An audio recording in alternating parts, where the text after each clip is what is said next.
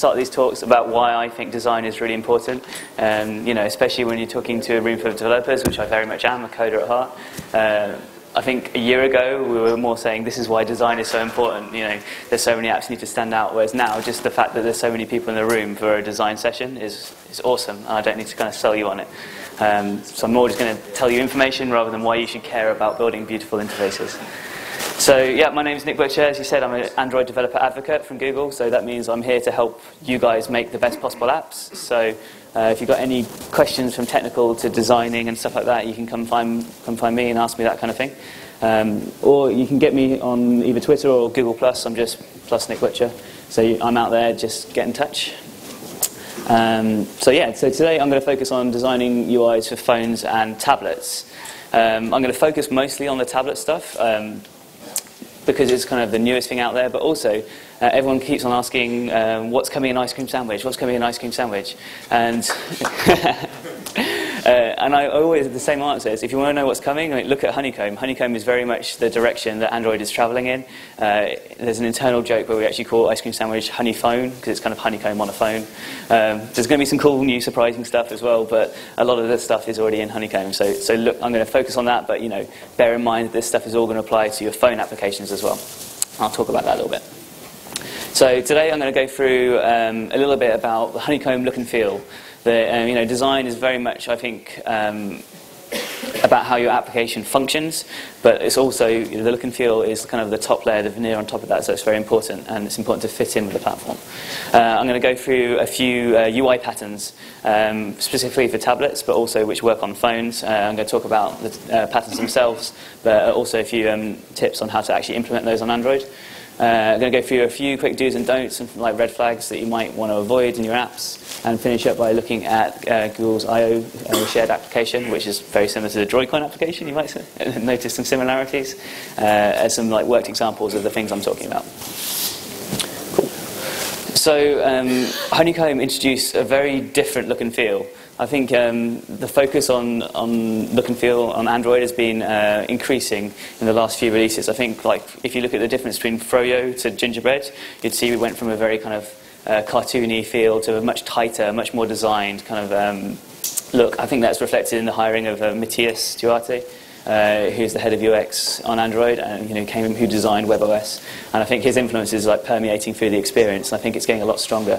That's only gone further into Honeycomb, where it's got its very distinct feel to it. So this, for example, is the home screen on a Honeycomb tablet, and this is showing the holographic UI, which is what we're calling it. And if you look at it, you know, this has definitely got its very own look and feel. Right, this is very different to Froyo, to Gingerbread even. Holographic UI is all about stripping back kind of bounding boxes and superfluous Chrome. It's all about letting your content kind of shine through to the surface. It's got this kind of futuristic feel, which some people love, some people hate, but it's definitely, you know, our look. And it's also got some playful elements to it. So you're going to see some, you know, the introduction of lots of 3D kind of transitions and some kind of like feeling of depth to your interface. So if we take a look at some of the early explorations that the designers were looking at when they were designing the interface, coming up with holographic UI, it's this kind of like 3D, kind of futuristic. I think they're watching a lot of Tron when they were designing it. It's these kind of elements that you can see shine through. If we take a look at some of the toolbox of widgets you get to put together your apps with, this is from the light set of Holo UI. So as you probably know, there's two base themes you can start your applications on: theme.holo, which is the kind of dark theme, and theme.holo.light, which is a light theme. So you can have these two starting points depending on the look and feel you're going for with your application.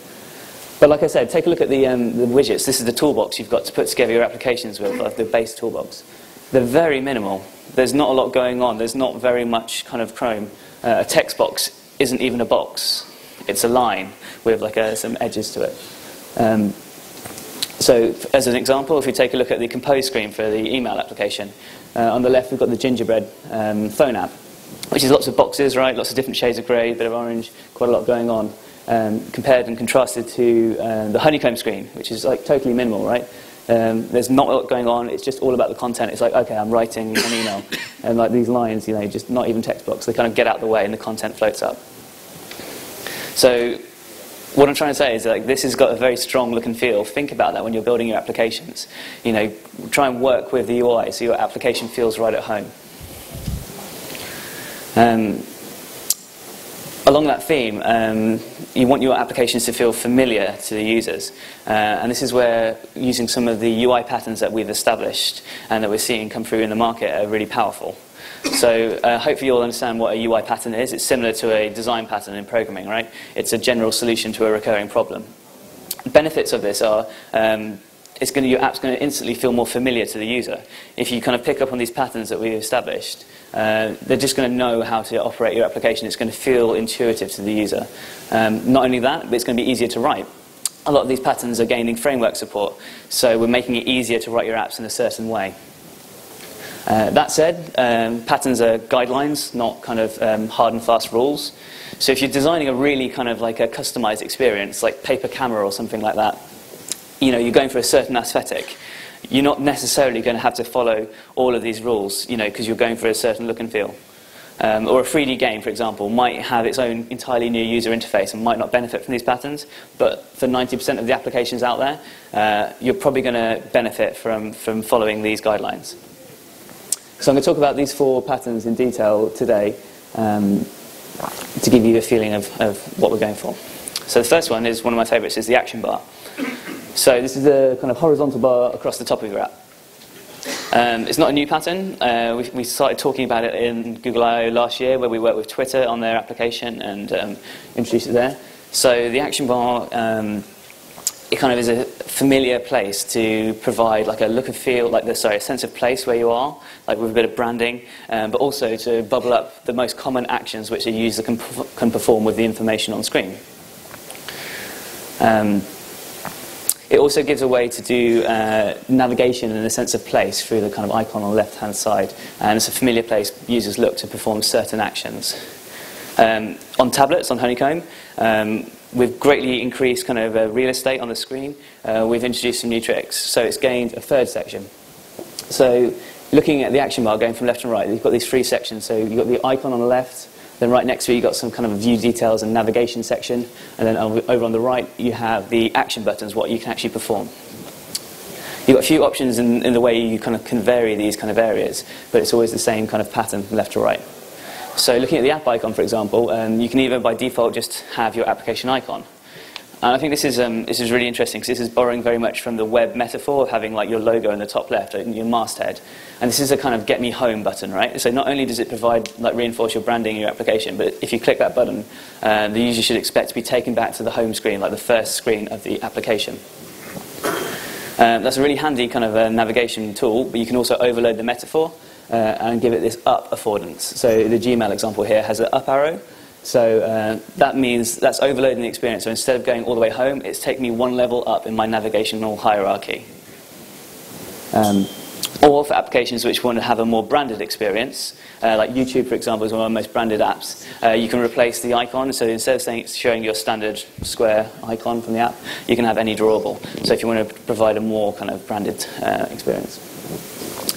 Next up, we've got kind of the details and navigation section.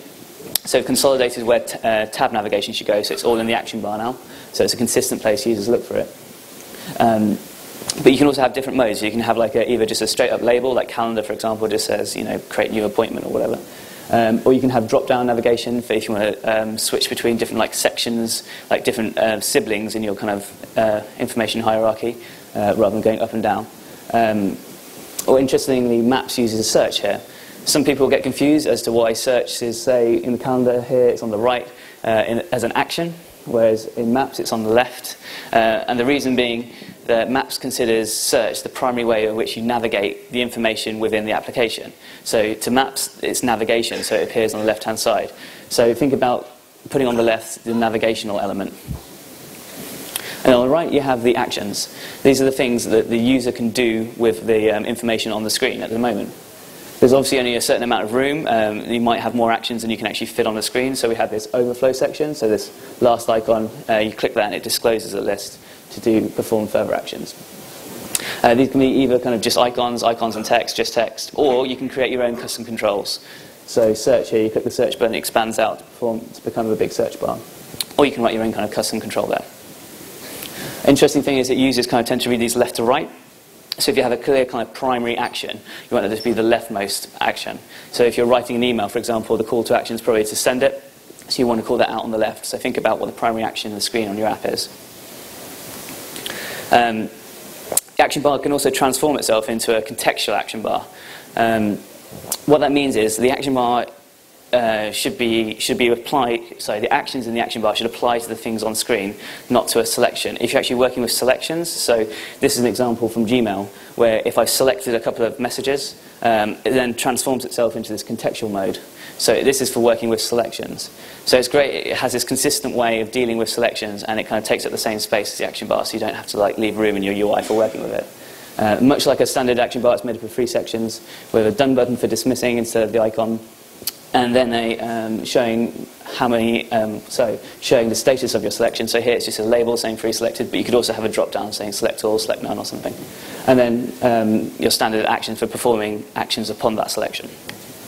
So if you're going to implement this, you want to be looking at the action mode class for showing this contextual action bar and working with the action they choose. Or if you work with things like list view, it will make it easier for you. So it has a new selection mode called multimodal selection, I think it's something like that, where if you work with that set selection mode on the list view, it'll actually take care of showing the contextual action bar, and you just have to implement a callback, what to do, like how to populate the actions and what to do when they select one.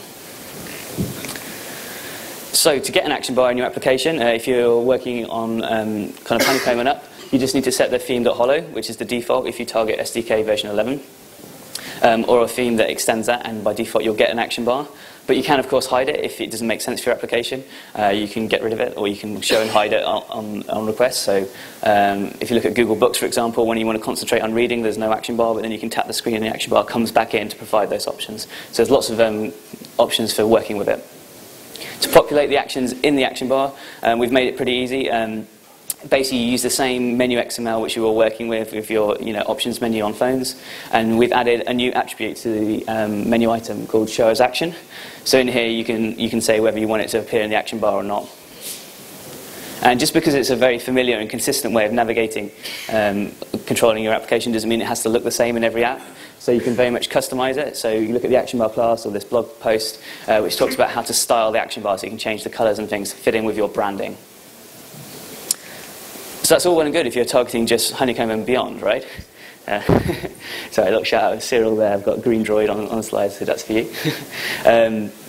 Yeah, but if you want to have an action bar on on a phone device, for example, there's a few options you can do. The first and simplest, and the way we went with the IO application, is to kind of just create a view which looks like an action bar and has buttons on the right which are for performing actions, right? Very easy to do. You can copy and paste some code from the web. It's quite simple. But there's a couple of great libraries out there. So Green Droid, for example, will let you do this. Or Action Bar Sherlock is also very, very good because it lets you write to the Honeycomb API. So if you write to the Honeycomb, show as action, it will respect that and just know how to lay it out on older devices. We've also started talking about getting ready for Ice Cream Sandwich. So Ice Cream Sandwich is going to kind of run on phones and tablets. And what we've basically said is that if you write to the Honeycomb API, the system will take care of laying it out on a phone, and it will just kind of do the right thing. So in a blog post, we showed this diagram. So we just said, so in this application, say you wrote a tablet application, and it has a logo, some tabs, 6 actions here, and it lays out as so on a tablet. We said if you kind of just write into the API, when it runs on an Ice Cream Sandwich phone, the framework will know how to lay it out. So this is one way it may look. So here you still got the same app navigation at the top with the logo, but we said there's only enough room with less real estate to show 2 actions, and then 4 of the actions have been overflowed here into the options menu, and a tabbed form a row underneath. So this is what we're saying, just write to the API, and then the system will know how to lay it out. So some tips for doing that is when you specify your show as action, we're encouraging you to use if room and with text where possible, and so to avoid using always if possible. So that means basically let the system work out if there's enough room to lay it out. So also supply an icon for every action so that we can kind of compress it down. So in the example I showed here, the new button, for example, has lost its text, and it's been compressed down just to the icon because there's so much less room. So by doing these kind of things now in your application, it's going to kind of be ready and work better on Ice Cream Sandwich.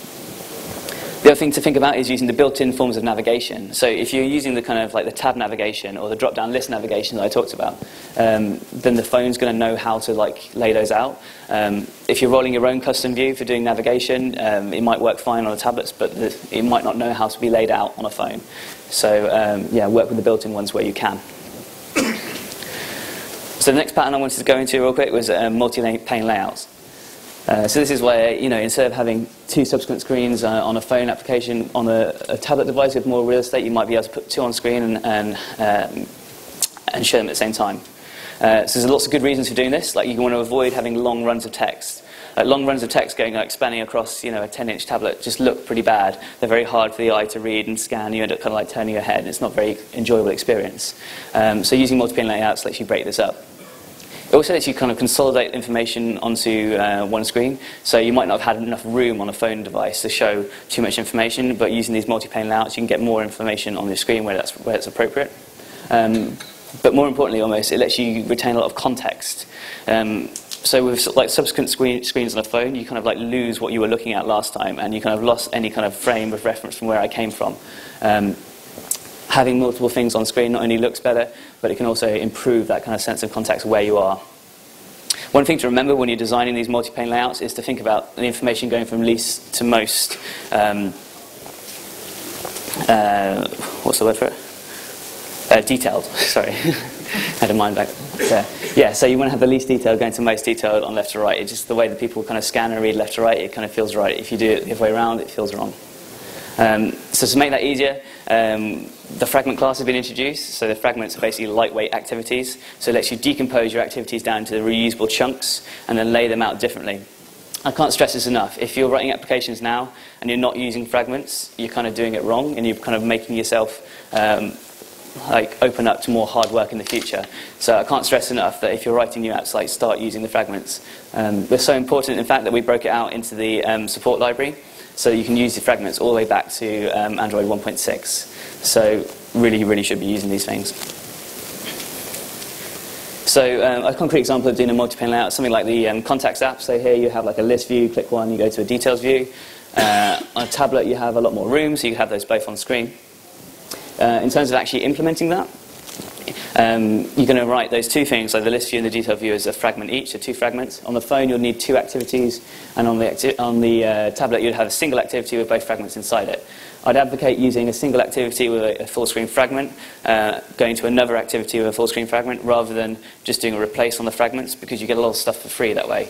Basically, you won't have to handle the backstack yourself. You have the transition animation that the user expects when they're going between the screens, so you won't have to reinvent the wheel by re-implementing all that stuff yourself. So try and use two activities, I'd advocate. When you're using these kind of multiple fragment layouts, you're obviously going to have a way that fragments can talk to each other. And there's a few ways to do that.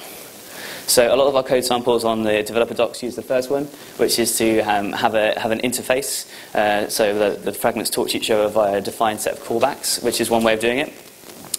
You can also use the setTargetFragment method on the fragments. That basically means a fragment, you can tell it to communicate its results straight back to another fragment rather than returning its results to the parent activity. So that's one option. But the option I actually prefer to do is to have the fragments just speak intents to each other. The problem with having the callback interface is that the fragment needs to know about the parent. It needs to basically cast the parent to a certain type, which is bad for kind of encapsulation and reuse and so on.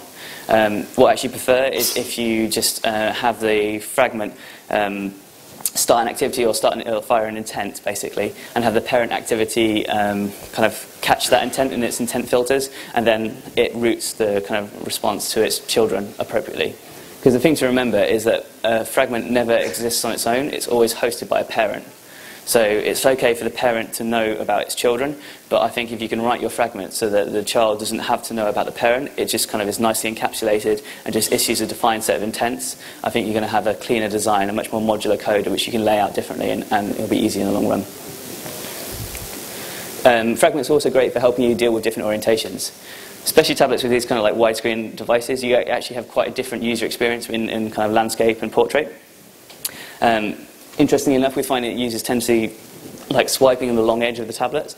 So you find that in landscape you get this more kind of magazine-y experience. as you're kind of flipping through pages, whereas when you rotate it into portrait, we're thinking more for like concentrating on reading, so like I'm reading a news article. So think about how they might look at your content in a different orientation. So if you don't do anything with your layouts, then you'll probably end up with something like the first category here, so you have a multi-pane layout, you'll just end up stretching them. So it might work for your content, a lot of the times it doesn't look very good, it just kind of keeps the same weights or whatever. So a couple of strategies we've used in our first-party apps, and I'd recommend to you to relay out your information. So the first one is a stack strategy. So in Calendar, you might have your main calendar view, and then there's a little like month view and then a little appointment view there. If you were to rotate that and it just kind of got squidged up and the little calendar became super tiny, it would be pretty useless. So instead of that, you just restack them. Instead of going horizontally across the screen, we stack them vertically. So if you've used fragments to build your layout, this becomes like really easy. So basically, you just have one layout file defining them basically with a horizontal linear layout, and then you just do a different layout file for in the other orientation, laying them out vertically. And so fragments make that really, really simple. Another strategy we've been using is the expand collapse strategy. So in landscape, you might have a certain amount of room, so you can display a lot of information horizontally, whereas when you rotate, you have much less horizontal space. So if there's a way you can shrink down one of the panes into a representation that makes sense, then that works very well. It works particularly well if you have some kind of strong iconography, like Google Talk here, for example. In landscape, it has your contact's avatar and the name, and then when you rotate it with less space, it kind of loses the name and just shrinks it down to the avatar. The other strategy is the show hide. So this is where you're saying there just isn't enough room in this orientation to have this multi-pane layout, so I'm just going to hide one of them. So in Gmail, for example, you have your list of messages and then like message body. When you rotate it, there just isn't enough room to have both. It would look pretty bad. So it just hides off the message list and you just get the message body. And that speaks to what I was talking about, when you can use the rotation as an indication that they're going into kind of like a reading mode. Like, I want to read this message, I'm going to turn it, and it's this nicer kind of scrolling horizontally. The other thing to think about when you're doing those kind of strategies, especially the expand collapse and the kind of show hide, is you want to retain functional parity between your views. You don't want your user to say, I just rotated and now I'm lost. No, I'm sure there was this button on screen, now it's gone. You need to kind of either keep the same functionality or an easy way to get it back. So the Gmail example there, where it does hide off the message list, if you use that up, it shows that up navigation in the icon in the top left, which I talked about. Clicking that brings back it in. Or the expand collapse gives you a little arrow which lets you kind of re-expand it out to show the names on the chat list. So you don't want to have your users ending up like feeling lost just because they rotated, for example. Another change which we introduced in Honeycomb, which is a pretty big change, is the way navigation functions. A lot of this is because we introduced new ways to deep link into your content.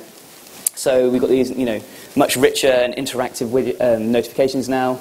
Richer sets of widgets like this awesome Stack View widget and the recents which take you back into your task. So you can no longer just assume that your users are going to come in through the front door of your application. They can deep link straight into different bits of the content. The other reason is that Android's traditionally relied on using temporal memory, like where did I come from, what's the breadcrumb trail of where I've been, and use back to get me back to places. But users also have a very strong structural memory. Like, I know I'm in Gmail somewhere, where I want to get to is, I know, probably somewhere higher up in the navigation, but I don't know what route I came here. So to tap into this, we've introduced that new navigation using the action bar, using the icon on the top.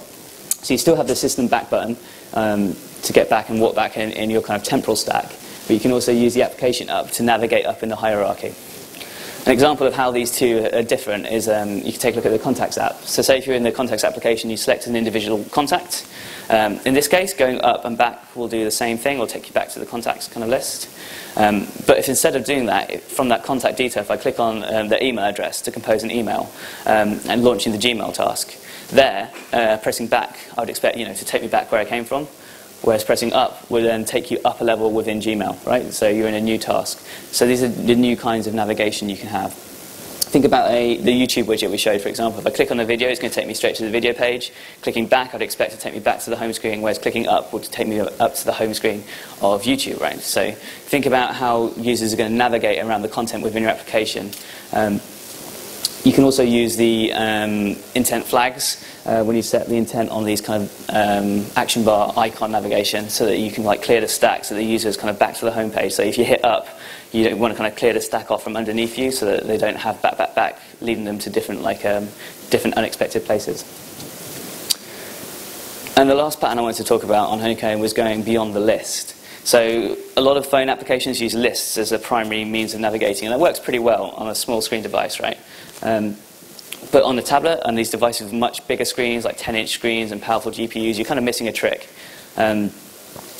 Especially, it also talks to the way that users are using these bigger devices. They're looking for a more kind of engaging and fun and kind of immersive experience. So list navigation doesn't always really work very well. So we've introduced a lot of these kind of like hero moments, a way to really like let your content shine and be really, really engaging to the user. So if you take a look at YouTube, for example, it's probably one of my favorite applications on Honeycomb. You kind of load it up and you get this kind of beautiful 3D wall which just spins around you, which is a much more engaging way than just a plain old list, right? Similarly, Books has a carousel of books which spins around you. In the top left, that's an example of the music app has album covers which just fly around. So think about how you can showcase your content in a much more engaging way. To make it easier for you guys to build these kind of experiences, we open source some code. So if you go to IO, well, it's open source.io, that's the URL, you can build, I'll come back to this, you can build these carousels like this very easily. So this is a bit of render script which you just drop into your application and you implement some callbacks for how to populate the images, and you can have this kind of very immersive kind of hero moment in your application really easily.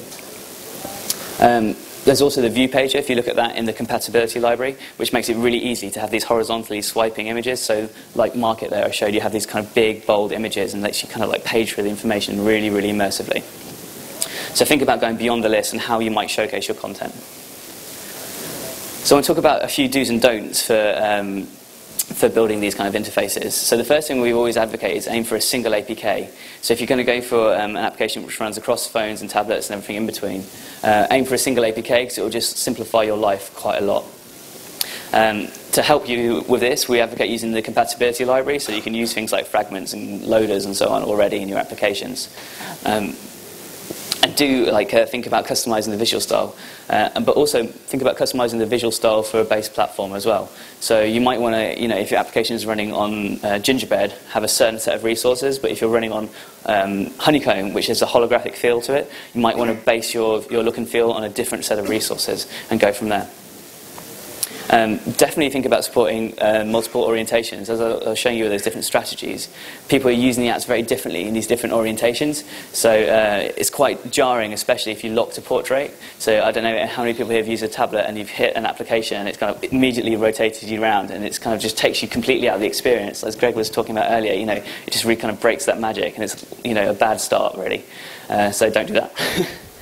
And definitely use the resources framework to help you out in building these interfaces. So a lot of people know about some of the standard stuff in the resources framework, like adding drawable-HDPI to have a different set of drawables for high density screens. But the framework will help you out a lot by providing different resources for many different configurations. So for example here, you can use a dimensions.xml to put all your dimensions in a file. So for example, your text size, you might specify it in this file here. So on one device, say phones, it might be 12 SP, for example. But then you can provide an overloaded version, so values-large. You have a different version of the dimensions there. So when you're running on a large device and you need a bit bigger, font size and touch targets and so on, you just use the resources framework to kind of do the heavy lifting for you. There's also other types of files, so dimensions is a great one, but you can also use ints.xml, balls.xml, and just create other different resources. So one of my favorite tricks is having a balls.xml file within which you define, is tablet device or something like that, and in your phone, your default values folder, you say false, and then an overridden one, say values-large-v11, for example. You say true, and you can then reference that from things like your manifest file. So in your manifest, you could have a different activity display for phones and tablets by using the activities enabled equals attribute. So you can do enabled equals, reference the @ball, and then so you use a resources framework to do all the heavy lifting. What it means is you avoid writing lots of kind of switchy code. So if you've written code where in your onCreate, you're checking the os.build version, and then switching on that, it's kind of messy, feels kind of hacky. By using the resources framework, you can actually write this really kind of clean code and let the framework just pick the right resource or the right kind of activity at runtime. As always, use the themes and styles to factor out all your styling. It's going to make it much easier when you come to update your application. Talking about that as well, yeah, so here's an example I was talking about. So if if you want to show some tabs on a phone, like a gingerbread phone, you might kind of provide some different state drawables here for like, unselected and selected.